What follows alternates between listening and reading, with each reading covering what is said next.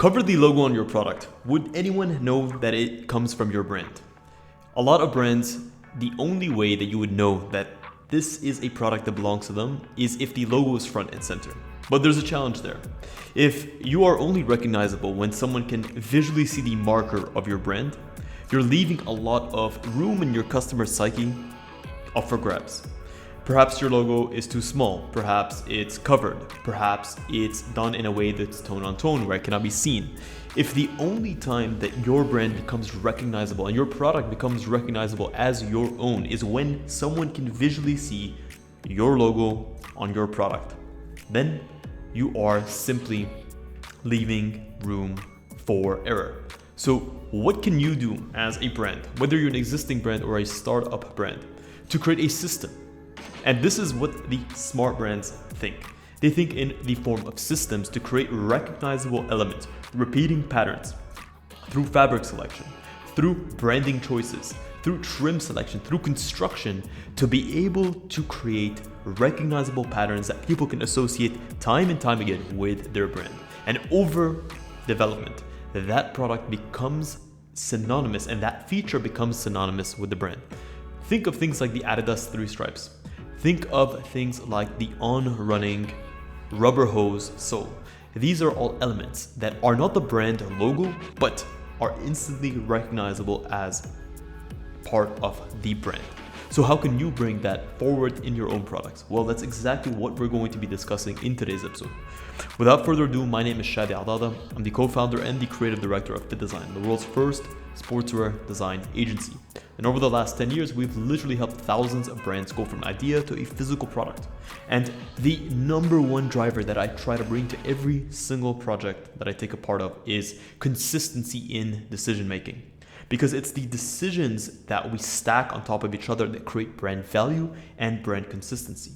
So in today's episode, we'll be looking at what decisions you can take as a brand, whether you're already existing and trying to create that recognizable signature, or you are just getting into the market for the first time and you want to come out the gate swinging, on how you can look at 5 main ways to create that signature look and feel so that your logo doesn't have to do the heavy lifting. Number 1 is when you are branding your product, you need to build a system of placement and a logic of logo placement, not simply just random logo placement. If you look at a t-shirt between collection 1 and collection 2, and on one of the shirts you have your logo on the left chest, on another on the center chest, on another you have it on the bottom right, and there's no consistency as to why those decisions are being taken, then you're essentially starting from scratch every single time. What you want is a consistency in size of logo, in placement of logo, and in actual branding of logo, which means what technique, what printing technique, what embroidery technique are you using to bring the logo across. If we look at a brand like Vuori, for example, they take a very different approach than a brand like Lululemon. Lululemon, on the majority of their bottoms, will have a 0.625 inch tall emblem logo, either in a reflective or a tonal print, usually on the calf. With Vuori, they tend to have it in a 1x1 jacquard weave with a woven branding application, usually on the hips across the side seam. Although in both cases, these are unique branding locations, you also notice that they become less unique over the extent of each brand's individual collection. So Lululemon begins to own that branding location. When you see a garment, a legging with a logo in that position, you immediately associate it with Lululemon. And with Vuori, when you see a legging that has a woven tag going across the seam, you associated that with Vuori. So what is a way for you to build your system? Number 1 is consistency in sizing. If you have 4 different shirts, make sure that your word mark and your emblem logos are consistent in sizing. Perhaps your word mark is 3 inches. Keep that 3 inches consistent. Perhaps your emblem is 1.5 inches tall. Keep that 1.5 inches consistent. If you have a performance-oriented garment, keep the locations of your emblem consistent on the left chest or maybe on the left shoulder. If you have the word mark, keep that consistent. Perhaps it's on the front bottom right or it's on the neckline. If you have the printing techniques, make sure that they're consistent. If you're using a heat transfer silicone, Make it consistent. If you're using a 3M reflective, make it consistent. Now, what happens when you want to start to expand your collection? Are you limited to only using silicone on every single product? No, but there should be a logic for changing.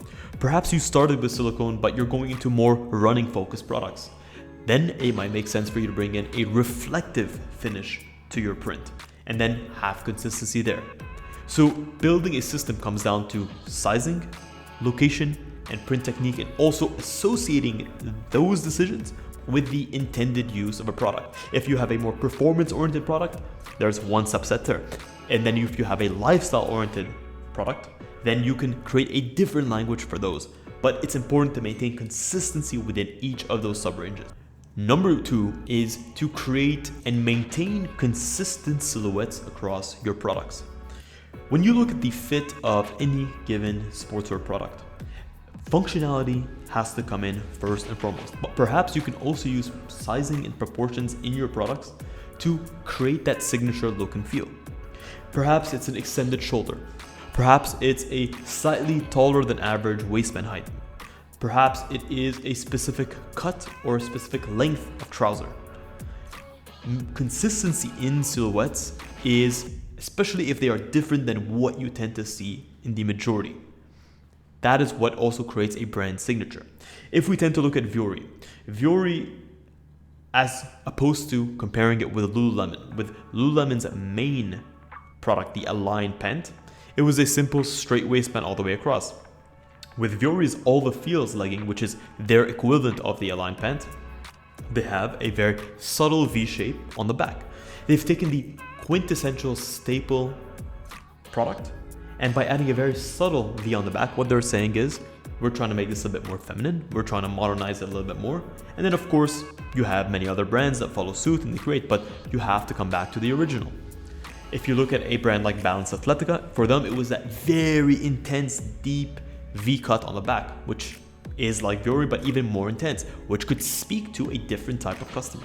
So when you look at a legging from far and you see that cut, you immediately know, oh, this is Vuori, or this is Lululemon, or this is Owner, or this is XYZ.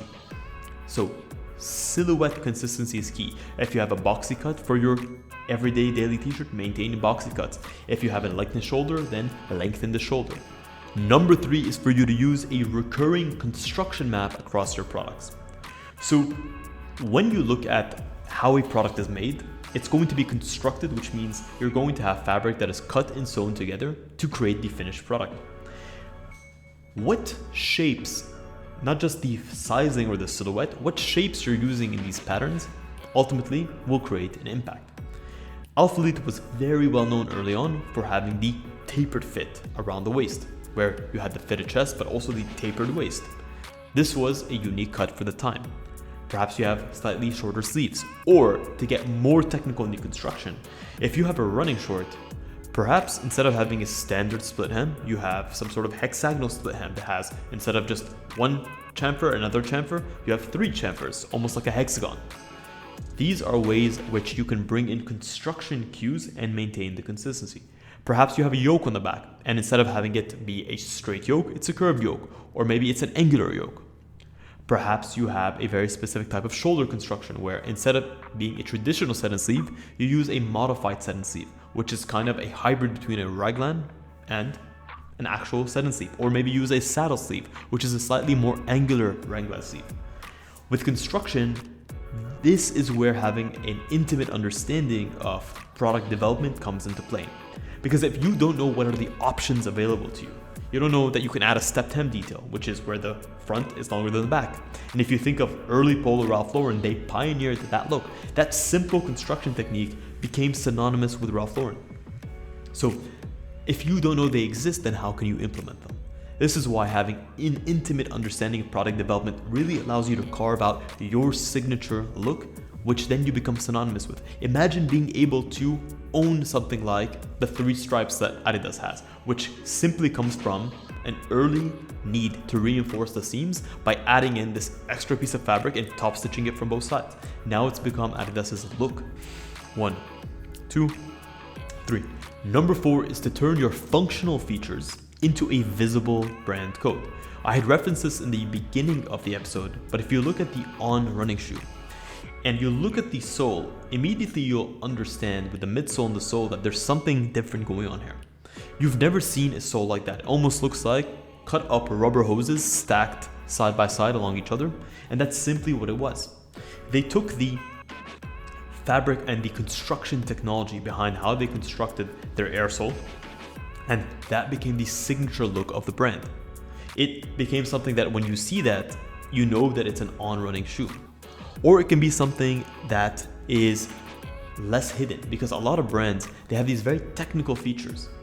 They create products with a lot of functionality, but they hide that functionality into the waistband, for example. You have a waistband where it is lined with a mesh on the inside to be able to allow it to be more compressive and to snatch the waist.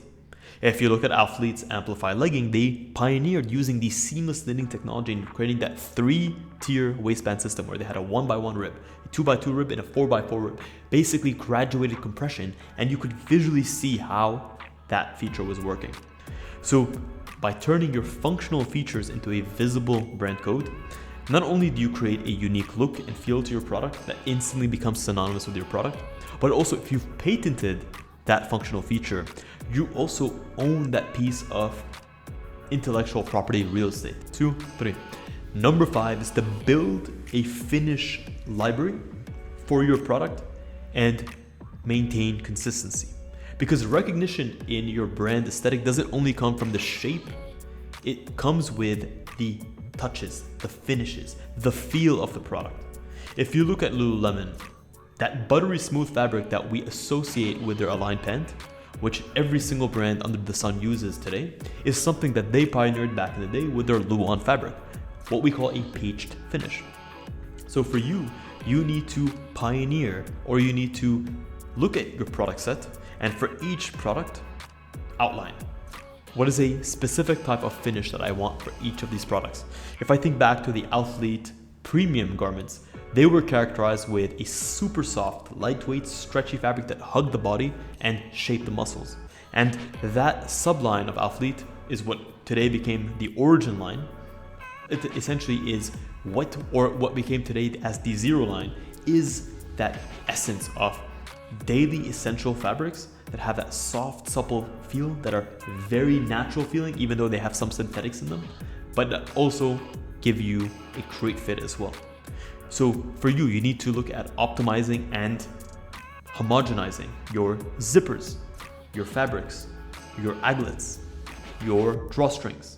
Are you using reflective drawstrings? Are you using tonal drawstrings? What is the level of embroidery? Are you using puffed embroidery or 3-dimensional embroidery? Are you using flat embroidery? By making consistent those details and adding your own touch to it, maybe it's a zigzag stitch with an embroidery that has a pop of color. Maybe it's a mixed media branding that has a jacquard weave with this glossy screen print on it, with a zigzag stitch, with some sort of holographic print on top of it. That combination of elements takes the simple and makes it iconic. So the question that you might be asking is, there's a lot to digest here. How can I combine these systems together in order to create an instantly recognizable product? And in this case, less is going to be more, because it's not simply about taking all of these elements and stacking them on top of each other. How you want to combine these systems is by looking at 3 main things. Is by considering first the distance. You want a feature or an element that can be immediately recognized at distance. Quote unquote, the on-running rubber hose sole, the midsole. 2, you want something that is immediately recognized on body when you wear it. When you put on the product, perhaps it's an extra cool feeling that you feel, or maybe it is a great fit that hugs the arms, that's a little bit shorter on the bicep, that just makes you look and feel great. And then the third is a close-up coat. It's basically when you focus on the details. What is one consistent thing that comes up time and time again that you see? Perhaps it's a finish on a neck tape, or a material that you use on an aglet, or a way that you combine different branding elements on a woven tag. By combining those 3 things, or by thinking those 3 frameworks and combining them together. That's how you create those recognizable brand systems without overdoing it. If you guys want to learn how you can create your own brand system and bring that forward through quality product development, you can check out the link in the description to apply to work with us one-on-one, and literally within 5 minutes, you'll hear from a real human with a personalized production roadmap on how we can help you take your ideas and turn them to a physical product in under 30 days. Guys, I say this from the very bottom of my heart. If you aren't subscribed to the YouTube channel, please do so. It really helps us out. It keeps us motivated to keep pumping out this content. And I say this again, until next week's episode, stay awesome.